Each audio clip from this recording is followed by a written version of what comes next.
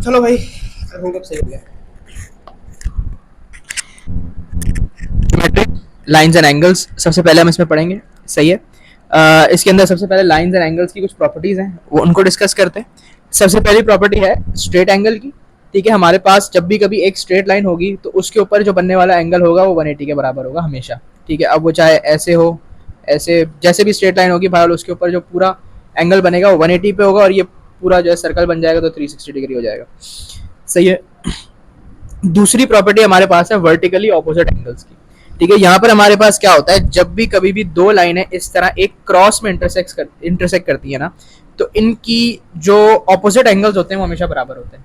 ठीक है, यहाँ पर तुम देख रहे हो दो एंगल्स मैंने रेड से बनाए, दो एंगल्स मैंने ग्रीन से बनाए। ग्रीन वाले एंगल्स आपस में बराबर है, रेड वाले एंगल आपस में बराबर है, ये चारों एंगल आपस में बराबर नहीं है। ठीक है, सिर्फ ए बराबर है बी के, सी बराबर है डी के। ठीक है, लेकिन सी और ए बराबर नहीं है, और बी और डी भी बराबर नहीं है। सही है। इसी तरीके से हाँ, एक सूरत में ये बराबर हो सकते हैं कि अगर दोनों लाइनें जो है ना वो आपके पास 90 डिग्री पे इंटरसेक्ट करें तो ये चारों 90 हो जाएंगे। बस, और कोई सिचुएशन नहीं बनती कि जिसके अंदर ये बराबर हो। पूरे की बात करें तो चारों एंगल्स का सम जो है 360 के बराबर होगा, क्योंकि ज़ाहिर है वो एक सर्कल बन जाएगा। ठीक है, तो ये वर्टिकली ऑपोजिट एंगल्स की प्रॉपर्टी है। दूसरी प्रॉपर्टी है, थोड़ी अजीब लग रही है, गोला गंडा तो बना दिया मैंने यहाँ पे। सही है। Angles between parallel lines. ठीक है, जब भी कभी भी हमारे पास दो लाइनें पैरेलल होती है ना, जैसे लाइन 1 और लाइन 2, यहाँ पे दो लाइनें हैं, ये दोनों आपस में पैरेलल है, और बीच में से एक लाइन इनको कट करे इस तरह से दोनों को, उसको हम कहते हैं ट्रांसवर्सल। ठीक है, जो दो पैरेलल लाइंस को बीच में से कट कर दे। इनके अंदर अब हम कुछ प्रॉपर्टीज को डिस्कस करते हैं। ठीक है, सबसे पहली चीज ये है कि हमारे पास ट्रांसवर्सल के जो राइट साइड पर है, ये राइट वाली साइड है, यहां पर जो ये वाला एंगल है वो इसके बराबर होगा। सही है, ये एंगल्स बराबर होंगे। इसी तरीके से हमारे पास जो ये वाला एंगल है, ये वाला एंगल है, ये इसके बराबर होगा। सही है, ये इसके बराबर, ये इसके बराबर। अच्छा, अब सिमिलरली यहां पर एक प्रॉपर्टी और भी लग रही है, ऊपर जो हमने पढ़ी वर्टिकली ऑपोजिट एंगल्स की। किस तरीके से कि देख रहे हो यहां पर क्रॉस बन रहा है, यहां पर भी क्रॉस बन रहा है, तो अब ए और इसके सामने वाला जो एंगल है वो बराबर होंगे। इसी तरीके से सी और इसके सामने वाला जो एंगल है वो बराबर होंगे।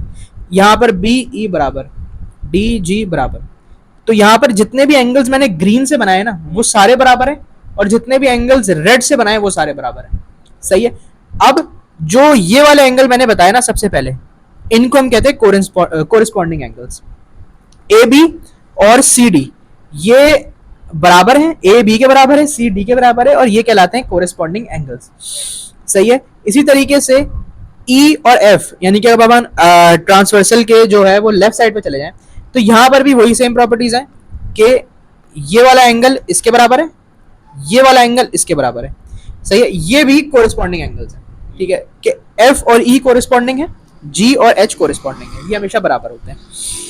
उसके बाद ये वही वर्टिकली ऑपोजिट एंगल्स वाली प्रॉपर्टी है जो ऊपर हमने डिस्कस की, कि ये जो हमारे पास क्रॉसेस बन रहे हैं। ठीक है, फिर बात करते हैं ऑल्टरनेटिंग एंगल्स की। ठीक है, ऑल्टरनेटिंग एंगल्स क्या होते हैं कि एक दूसरे के ऑल्टरनेट पे बन रहे हैं, एक इस तरफ है एक इस तरफ है। सही है, एक इस तरफ है एक इस तरफ है, ये भी बराबर होंगे। एफ बराबर होगा बी के, सी बराबर होगा जी।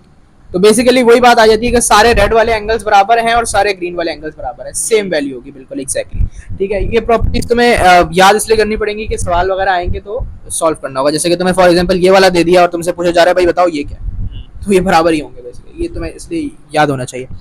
अच्छा, सिमिलरली ये जो दो एंगल्स है ना जो बराबर नहीं है, इनका सम हमेशा 180 के बराबर होगा अंदर वाले। इसी तरीके से ये दो एंगल्स जो बराबर नहीं है, इनका सम भी 180 के बराबर होगा, इनका भी 180 के बराबर होगा। इनको हम कहते हैं को इंटीरियर एंगल्स। ठीक है, इसके भी को इंटीरियर एंगल्स। सही है, तो ये प्रॉपर्टीज थी एंगल्स बिटवीन पैरेलल लाइंस की। आगे बात करते हैं कॉम्प्लीमेंट्री एंगल्स और सप्लीमेंट्री एंगल्स की। कॉम्प्लीमेंट्री एंगल्स वो होते हैं जिनका सम जो है 90 के बराबर होता है, और सप्लीमेंट्री एंगल्स वो होते हैं जिनका सम जो है वो 180 के बराबर होता है। यानी कि फॉर एग्जांपल अगर मेरे पास एक एंगल है 30 डिग्रीज और मैं तुमसे कहता हूँ कि भाई मुझे इसका कॉम्प्लीमेंट्री एंगल बता दो, तो तुम 90 में से माइनस करोगे तो 60 डिग्रीज इसका कॉम्प्लीमेंट्री एंगल हो जाएगा। सही है। सिमिलरली अगर एक क्या कहते हैं, मतलब ये इस तरह से होगा, ये एक वो है, यहाँ पर फॉर एग्जाम्पल मेरे पास बन रहा है 30 डिग्रीज, यहाँ पर बनेगा 60 डिग्रीज, ये कॉम्प्लीमेंट्री एंगल है। सप्लीमेंट्री होता है जिसका सम 180 के बराबर होता है, ठीक है। एक लाइन है, इसके ऊपर एक एंगल ये है, ये 30 है, और मैं तुमसे कहता हूँ कि भाई मुझे इसका सप्लीमेंट्री एंगल बता दो, यानी कि ये वाला एंगल बता दो, तो तुम क्या करोगे, 180 में से 30 को माइनस करोगे तो तुम्हारे पास 150 आंसर आ जाएगा, ठीक है। तो ये कॉम्प्लीमेंट्री और सप्लीमेंट्री एंगल्स होते हैं, ठीक है। यानी कि अगर एक कॉम्प्लीमेंट्री एंगल है, सॉरी एक एंगल है ए, अगर मुझे उसका कॉम्प्लीमेंट्री एंगल पता करना है तो वो क्या होगा, 90 माइनस ए। इसी तरीके से एक सप्लीमेंट्री एंगल है ए, उसका इसका नहीं सॉरी एक एंगल है ए, उसका सप्लीमेंट्री एंगल पता करना है तो वो क्या होगा, 180 माइनस ए। अच्छा, अब क्योंकि हमने एंगल्स की बात की है तो हम बात करेंगे कि एंगल्स को मेजर कैसे करते हैं, ठीक है। एंगल्स को मेजर करने के लिए हमारे पास दो यूनिट होते हैं, एक डिग्रीज और एक रेडियंस, ठीक है। हमारे पास पाई रेडियंस जो है 180 डिग्री के बराबर होता है, ठीक है। रेडियंस बेसिकली यूनिट है, डिग्री यूनिट है, पाई वैल्यू है, 180 वैल्यू है, सही है। पाई की वैल्यू जो होती है वो 3.142 या फिर 22/7 होती है, सही। फ्रैक्शन में रखना ज्यादा बेहतर होता है क्योंकि जब हम मैनुअली सॉल्व कर रहे होते हैं ना तो उसके अंदर जरा एक्यूरेसी ज्यादा आती है। डेसिमल्स में भी रख सकते हैं, कैलकुलेटर में तो डायरेक्ट पाई का ऑप्शन होता है, सही है। तो पाई रेडियंस जो है हमारे पास 180 डिग्री के बराबर होता है। अब अगर हमें डिग्री से रेडियंस में कन्वर्ट करना है ना तो हमें क्या कहते हैं, पाई अपॉन 180 से मल्टीप्लाई करना पड़ेगा। फॉर एग्जाम्पल मेरे पास एक एंगल है 30 डिग्री, मुझे पता करना है कि ये रेडियंस में कितना होगा, तो मैं क्या करूंगा, पाई रेडियंस अपॉन 180 डिग्री कर दूंगा। तो यहां पर हमारे पास क्या होगा, 3 1 6, ठीक है। डिग्री और डिग्री आपस में कैंसिल हो जाएंगे, तो ये पाई बाय 6 रेडियन आंसर आ जाएगा। 30 डिग्रीज रेडियन के अंदर क्या होता है, पाई बाय 6। इसी तरीके से अगर मुझे रेडियन से डिग्री में जाना है ना तो मैं मल्टीप्लाई कर दूंगा 180 अपॉन पाई से, यानी कि इसको देखो स्विच कर दिया हमने। डिग्री से रेडियन में जाने के लिए पाई अपॉन 180, रेडियन से डिग्री में जाने के लिए 180 अपॉन पाई। अच्छा, अब कभी कभार ना लोग इसमें जाते हैं कि यार हमें ये करना है या ये करना है, तो इसको याद करने का आसान तरीका पता है क्या है, नीचे हमेशा तुम वो चीज रखोगे कि जिसके यूनिट को तुम कैंसिल आउट कर सको, यानी कि यहां पर डिग्री है तो नीचे डिग्री आना चाहिए ताकि डिग्री डिग्री आपस में कैंसिल हो जाए और रेडियन बन जाए, समझे। यहां पर अगर रेडियन है तो डिनोमिनेटर में रेडियन आना चाहिए ताकि रेडियन और रेडियन को हम आपस में कैंसिल आउट कर दें और डिग्री हमारे पास बचे। ये तरीका है याद रखने का इसको इस तरह से। अब अगर रेडियन से उसमें जाना है डिग्रीज में, तो मेरे पास एक एंगल है पाई बाय 4 रेडियंस, मुझे पता करना है कि यार ये उसमें डिग्रीज में क्या होता है, तो मैंने क्या किया, 180 डिग्री अपॉन पाई रेडियन से इसको मल्टीप्लाई करा दिया, तो रेडियन रेडियन कैंसिल हो जाएगा, ठीक है। मतलब पाई भी पाई से कैंसिल हो जाएगा, 4 1 और 45 तो 45 डिग्री हमारे पास आंसर आ जाएगा। ये एंगल्स का। अब ट्राइंगल्स पे बात करें। ट्राइंगल्स हमारे पास होते हैं बेसिकली, जो बेसिक डेफिनेशन है वो है 3 साइडेड पॉलीगॉन्स या 3 साइडेड शेप्स, ठीक है। ट्राइंगल के बारे में सबसे पहली चीज ये है कि जो तीनों एंगल्स होते हैं ट्राइंगल के वो हमेशा 180 के बराबर होते हैं, ठीक है। अगर फॉर एग्जांपल मेरे पास ट्राइंगल का एक एंगल कैपिटल ए से रिप्रेजेंट हो रहा है तो उसके सामने वाली साइड स्मॉल ए होती है, ठीक है। इसी तरीके से एक एंगल कैपिटल बी से रिप्रेजेंट हो रहा है तो उसकी सामने वाली साइड स्मॉल बी होती है, और सी के साथ भी यही मामला होता है, ठीक है। अब हमारे पास यहाँ पर जो प्रॉपर्टी समझने वाली है वो ये है कि जो सबसे बड़ा एंगल होगा ना उसके सामने वाली साइड सबसे बड़ी साइड होगी, ठीक है। Largest side is opposite to the largest angle, ठीक है। तो यानी कि अगर ए सबसे बड़ा एंगल है तो उसके सामने वाली साइड सबसे बड़ी साइड, और वाइस वर्सा यही चीज है कि अगर जो सबसे बड़ी वाली साइड होगी उसके सामने वाला एंगल हमेशा सबसे बड़ा एंगल होगा ट्राइंगल का। स्मॉल के लिए भी यही है कि सबसे छोटी साइड के लिए जो सबसे उसके सामने वाला एंगल होगा वो सबसे छोटा एंगल होगा, और वाइस वर्सा, ठीक है। अब ट्राइंगल साइड इनइक्वालिटी, सही है। ट्राइंगल साइड इनइक्वालिटी ये होती है कि अगर मेरे पास एक ट्राइंगल है, उसकी 2 साइडें मेरे पास गिवन है और तीसरी साइड मुझे नहीं पता, ठीक है, तो मैं एक रेंज निकाल सकता हूं तीसरी साइड के लिए कि भाई तीसरी साइड की जो वैल्यू है ना वो यहां से लेके यहां तक होगी, ना इससे छोटी ना इससे बड़ी। वो रेंज इस तरह से आती है कि आप जो 2 साइडें गिवन है ना उसका डिफरेंस और उसका सम लेंगे तो उसके बीच में वैल्यू आएगी। फॉर एग्जाम्पल यहाँ पर एक ट्राइंगल है 11 सेंटीमीटर एक लेंथ है, 7 सेंटीमीटर एक लेंथ है, एक लेंथ है x सेंटीमीटर, ठीक है। अब मुझे x की वैल्यू नहीं पता लेकिन मैं x की एक रेंज निकाल सकता हूँ, ठीक है। तो मैं कैसे निकालूंगा, 11 माइनस 7, 11 प्लस 7, ठीक है। तो मेरे पास एक वैल्यू डिफरेंस आया 4 और सम आया 18। अब मुझे ये बात पता है कि भाई x की जो वैल्यू है ना वो 4 और 18 के दरमियान में होगी, ना 4 से पीछे जा सकती है यानी कि छोटी हो सकती है, ना 18 से बड़ी हो सकती है। इसी के बीच में कोई ना कोई वैल्यू होगी, इसके बराबर भी नहीं हो सकती, 4 से बड़ी होगी और 18 के। अब फॉर एग्जाम्पल तुम्हें सवाल दे दिया, उसमें उन्होंने 4 ऑप्शन दे दिए, ठीक है। ऑप्शन ए है तुम्हारे पास 1, बी है तुम्हारे पास 19, सी है तुम्हारे पास 18 और डी है तुम्हारे पास 15। अब वो तुमसे बोल रहे हैं कि भाई बताओ एक्स क्या है, ठीक है। तुमने रेंज निकाली, तुमने देखा यार 1 इस रेंज में नहीं आ रहा, 19 भी इस रेंज में नहीं आ रहा, क्योंकि 1 4 से छोटा है, 18 से बड़ा है 19, 18 जो है बिल्कुल इसके बराबर है, बराबर नहीं हो सकती, ठीक है। तो हम क्या करेंगे, जो ऑप्शन लेंगे वो अपना ऑप्शन नंबर डी लेंगे 15, ठीक है। बराबर हो भी सकती है वैसे अगर आइसोसेलेस ट्रायंगल हो ना, ठीक है, कभी कभार बराबर हो भी सकती है, लेकिन ऐसे ऑप्शन आएंगे नहीं, सही है।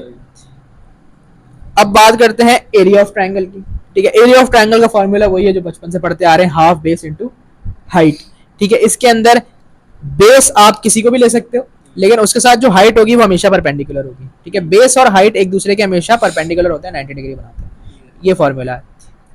एरिया ऑफ ट्रायंगल का एक और फॉर्मूला है जो हम नहीं पढ़ते, उम्मन उसको यूज नहीं करते, वो है हीरोन्स फॉर्मूला, हीरोन बंदे का नाम है, सही है। ये फॉर्मूला क्या है, under root S multiply by S minus A multiply by S minus B multiply by S minus C. यहाँ पर एस जो है ना हमारे पास वो होता है half A plus B plus C, A B और सी हमारे पास ट्राइंगल की 3 साइड, इन तीनों साइडों को प्लस करके डिवाइड बाय 2 करोगे तो एस आएगा, ठीक है। फिर एस को इस फॉर्मूले में डालोगे, ए बी और सी की जगह 3 साइड डालोगे, ये पूरी चीज होगी अंडर रूट के अंदर, तो हमारे पास क्या आएगा, एरिया आ जाएगा, सही है। अब तुम यहाँ पर एक चीज नोटिस करो कि हमारे पास पेरीमीटर होता है सम ऑफ ऑल साइड्स, किसी भी शेप के लिए कोई भी शेप हो उसकी सारी साइड्स का सम कर दोगे तो तुम्हारे पास पेरीमीटर आ जाता है। तो तुम देख रहे हो यहाँ पर जो है ना ये चीज भी पेरीमीटर है, तो बेसिकली एस जो होता है वो पेरीमीटर अपॉन 2 होता है, आसान लफ्जों में ही।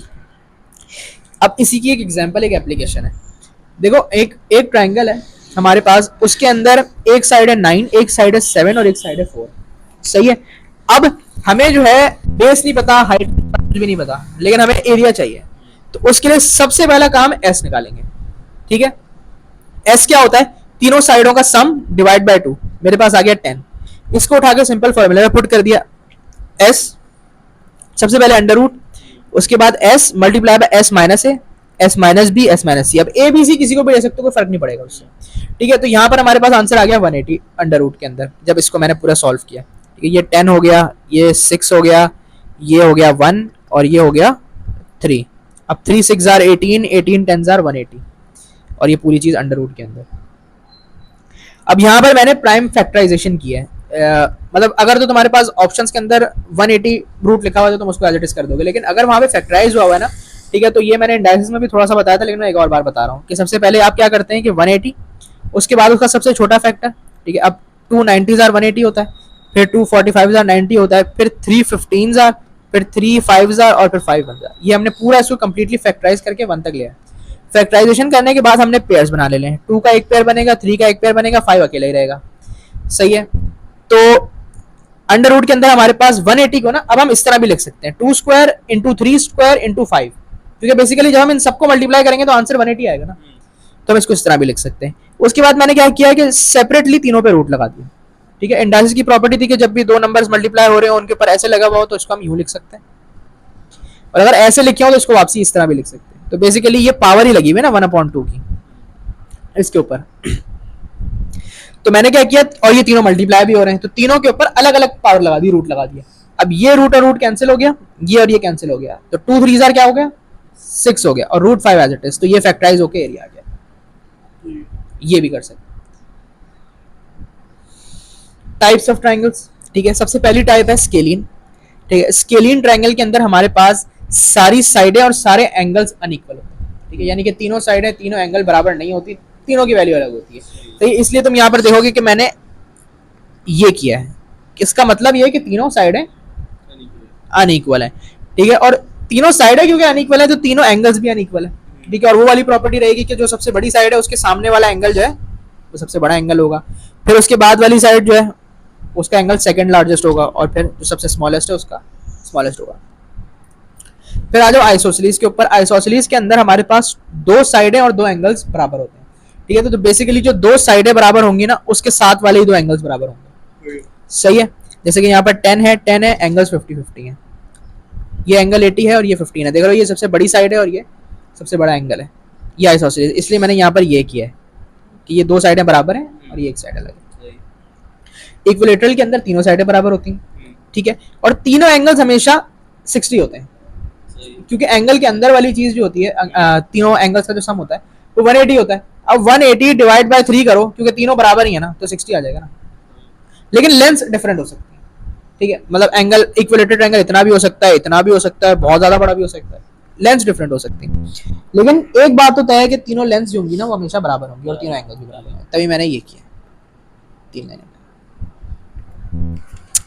अच्छा, अब इक्विलेटरल ट्राइंगल के लिए ना एक फॉर्मूला है एरिया का हमारे पास, √3/2s²। यहाँ पर s हमारे पास साइड है इक्विलेटरल की, तो इक्विलेटरल की एक भी साइड हमें पता होगी तो हम उसका एरिया इस तरह से निकाल सकते हैं। ये एक फॉर्मूला है, ठीक है। जैसे कि यहाँ पर हमारे पास एक इक्विलेटरल ट्राइंगल गिवन है, ठीक है। यहाँ पर अब क्योंकि देखो ये लगा दिया ना उसने, तो पता चल जाना चाहिए कि इक्विलेटरल 5 सेंटीमीटर बता दी लेंथ। अब मुझसे मांगा जा रहा है भाई एरिया, तो एरिया के लिए मैं ये वाला फॉर्मूला लगाऊंगा, एस की जगह मैं रख दूंगा जो साइड मुझे गिवन है, तो मेरे पास आंसर आ जाएगा 25√3/2। सिमिलरली हाइट के लिए देखें तो अगर हमें हाइट चाहिए इक्विलेटरल की, ये हाइट होती है, ठीक है, ये भी हाइट हो सकती है या फिर ये भी हाइट हो सकती है, ये डिपेंड करता है आप बेस किसको ले रहे हो। अगर इसको बेस ले लेते हो तो इसके साथ जो 90 डिग्री बनाएगा वो हाइट होगी, सही है। तो हाइट अगर मुझे मालूम करनी है तो उसका फॉर्मूला होगा √3/2s, यहाँ पे स्क्वायर है, यहाँ पे s है, ठीक है। ये एरिया का फॉर्मूला है, ये हाइट का फॉर्मूला है, ठीक है। तो यहाँ पर भी मैंने 5 को पुट करके दिखा दिया। फिर दो ट्राइंगल्स और होते हैं, एक होता है अक्यूट और एक होता है ऑब्ट्यूज। अक्यूट ट्राइंगल के अंदर हमारे पास तीनों एंगल्स जो है वो 90 से कम होते हैं, जैसे कि यहाँ पर 70, 40, 70 तीनों 90 से कम है, लेकिन इन तीनों का सम क्या है 180। ऑब्ट्यूज में ना एक एंगल 90 से बड़ा होता है।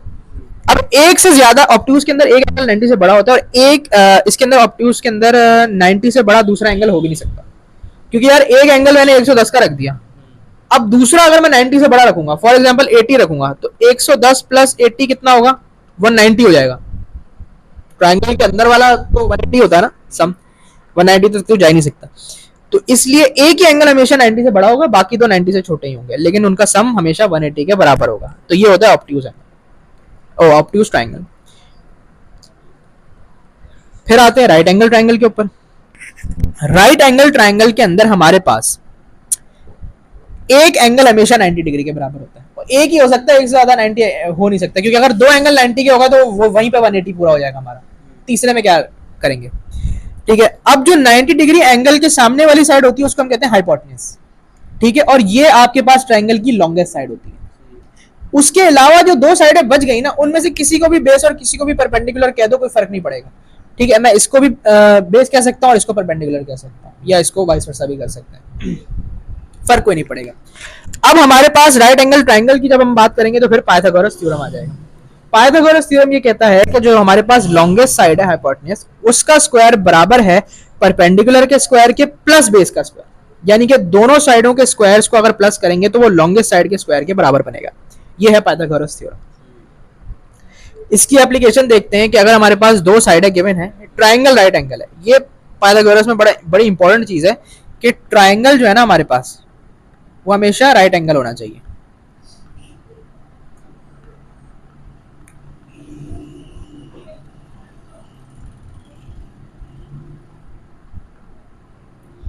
पीटी लिख रहा हूं शॉर्ट फॉर्म में, सही है, ये बड़ी इंपॉर्टेंट चीज है। अगर राइट एंगल ट्राइंगल नहीं है ना तो फिर पाइथागोरस थ्योरम नहीं लगता। अच्छा, अब यहां पर एक एग्जांपल है कि मेरे पास एक ट्राइंगल गिवन है, इसके अंदर एक साइड है 11, एक साइड है 3।